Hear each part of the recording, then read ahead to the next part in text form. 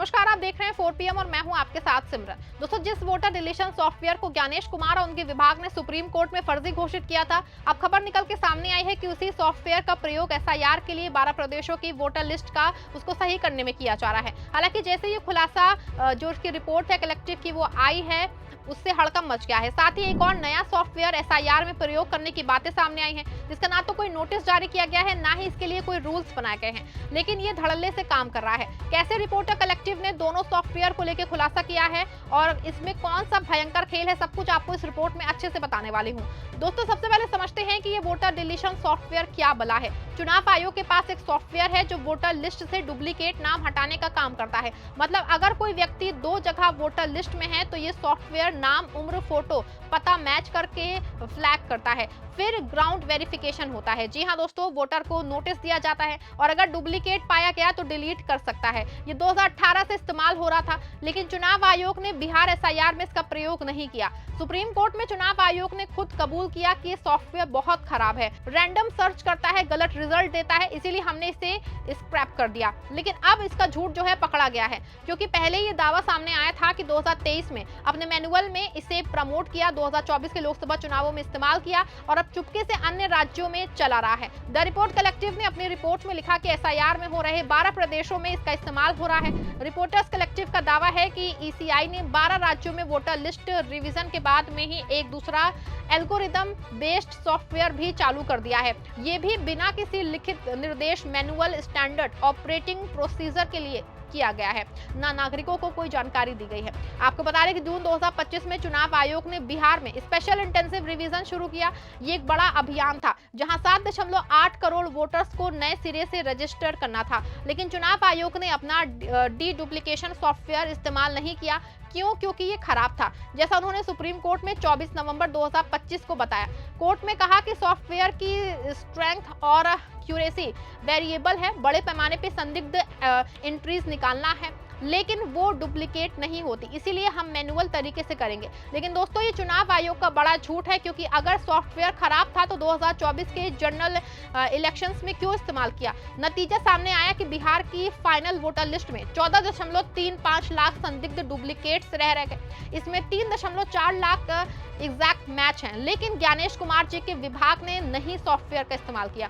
Reporters collective ने अपनी report में लिखा कि उत्तर प्रदेश और पश्चिम बंगाल में 1 दर्जन से ज्यादा चुनाव अधिकारियों से बात की। हमने टॉप ऑफिसर्स द्वारा डिस्ट्रिक्ट लेवल ईसीआई अधिकारियों के लिए कराई गई ट्रेनिंग सेशंस में चुपके से हिस्सा लिया। डिस्ट्रिक्ट लेवल के टॉप अधिकारियों से डिटेल्स इंटरव्यू लिए, डी डुप्लीकेशन सॉफ्टवेयर के काम करने की वीडियोग्राफी की, जो अब चालू हो चुका है, और दूसरे सॉफ्टवेयर के काम करने को भी खुद देखा, जिसे ईसीआई ने चालू किया। कई अधिकारियों ने ऑफ द रिकॉर्ड बात करना पसंद किया। ऐसे मामले में सिर्फ वही दावे रिपोर्ट किए गए हैं जिन्हें कम से कम 3 अलग अलग अधिकारियों से क्रॉस चेक और कंफर्म किया गया। यानी कि ये बात पूरी तरह से साफ हो गई है कि जिस सॉफ्टवेयर को ज्ञानेश कुमार जी के विभाग ने सुप्रीम कोर्ट में रद्दी बता दिया था, अब उस सॉफ्टवेयर को कहीं ना कहीं चुपके से चलाया जा रहा है। आपको बता दें कि कलेक्टिव का अपनी रिपोर्ट में दावा पेश है कि हमें पता चला है कि एल्गोरिदम आखिरी घड़ी में डाले गए, इसीलिए रीवेरिफिकेशन के लिए कोई साफ प्रोटोकॉल या चेकलिस्ट नहीं बनाई गई। इससे बूथ लेवल ऑफिसर्स और इलेक्टोरल रजिस्ट्रेशन ऑफिसर्स गड़बड़ी ठीक करने में परेशान हो रहे हैं। बता दें आपको, रिपोर्टर कलेक्टिव ने अपने हवाले में पता लगाया है कि एक डिस्ट्रिक्ट चुनाव अधिकारी ने कहा कि एसआईआर के हर दिन हमारी बीएलओ ऐप में नए टेक प्रोटोकॉल और लिस्टें आ जाती थी। इससे लगता था कि ये एल्गोरिदमिक चेक लगाते समय ईसीआई के पास कोई साफ प्लान ही नहीं था।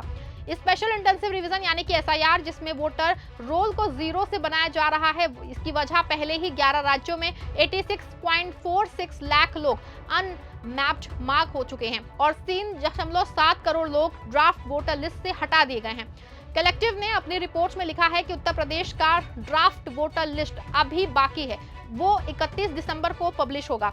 बिना कोडिफाइड एल्गोरिदम और प्रोटोकॉल के इस्तेमाल से एक और लेयर की अपारदर्शिता और अफरा तफरी पैदा हो गई है। ये हमारी जांच में पता चला। हमने ईसीआई को लिख के इन सॉफ्टवेयर्स के इस्तेमाल के सभी लिखित निर्देश और प्रोटोकॉल की कॉपी मांगी, जवाब नहीं आया। हालांकि जिस तरह से लोगों ने बातचीत की है उससे ये बात साफ है, कुछ ना कुछ तो भयंकर गड़बड़ी जरूर हुई है। रिपोर्टर्स कलेक्टिव ने अपनी रिपोर्ट में दावा किया है कि सुप्रीम कोर्ट को सॉफ्टवेयर खराब बताने के लिए सिर्फ 8 दिन बाद ईसीआई ने संदिग्ध डुप्लीकेट कार्ड होल्डर्स को पकड़ पकड़ने वाला सॉफ्टवेयर फिर चालू कर दिया। ये 12 राज्यों में चल रही वोटर रजिस्ट्रेशन के चौथे हफ्ते में किया गया है, लेकिन इस बार ईसीआई ने अपनी ही मैनुअल और निर्देशों को कूड़े में डाल दिया, जिसमें संदिग्ध डुप्लीकेट केस की विस्तृत ग्राउंड वेरिफिकेशन जरूरी थी। डिस्ट्रिक्ट चुनाव अधिकारियों या फिर बीएलओ को संदिग्ध केस सुलझाने के लिए कोई लिखित प्रोटोकॉल या स्टैंडर्ड ऑपरेटिंग प्रोसीजर वो जारी नहीं किया गया।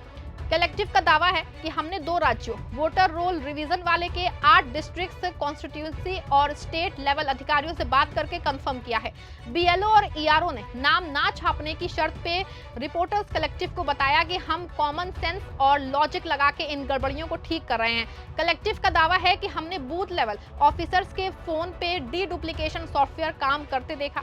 ऐसे में अगर रिपोर्टर कलेक्टिव के दावे पूरी तरह सही पाए जाते हैं तो भयंकर खेल है। क्यों बिहार में क्या उस सॉफ्टवेयर का यूज ना करके 14.35 लाख वोटर्स को रहने दिया, और क्यों पहले ईसीआई ने सुप्रीम कोर्ट में दावा पेश किया कि सॉफ्टवेयर फर्जी है और अब इसी सॉफ्टवेयर को दूसरे 12 राज्यों में यूज कर रहे हैं। साथ ही ये भी सवाल है कि आखिर क्यों दूसरा सॉफ्टवेयर बिना किसी नोटिफिकेशन और जानकारी के प्रयोग किया जा रहा है, और इसमें हर दिन नए अपडेट क्यों आ रहे हैं। ऐसे में क्या वोटर लिस्ट सही हो पाएगी? पूरे मामले पे आप क्या सोचते हैं? अपनी राय कमेंट में जरूर लिखिए। खबर को लाइक और शेयर करिएगा।